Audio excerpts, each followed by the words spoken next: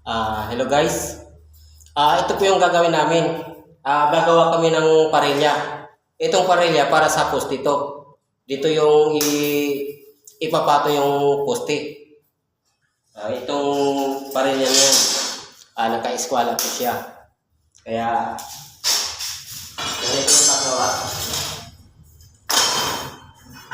Ilalagay natin dito.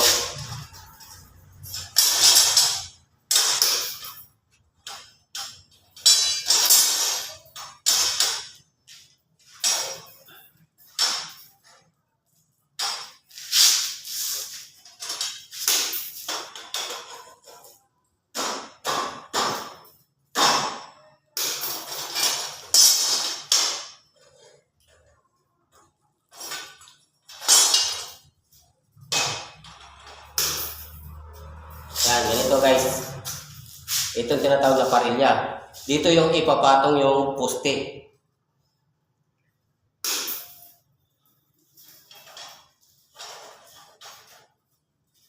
Yan, tatapusin na namin yan.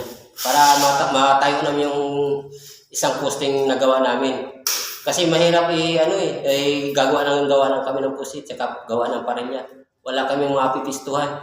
Masikip, kaya kailangan namin pagbuo ng parilya, sabay kabit kaagad sa poste. Sabay buhos, gawa uli ng poste sa parilya. Yun ang gagawin namin para hindi kami mahirapan. Dahil mahirap yung pisto namin.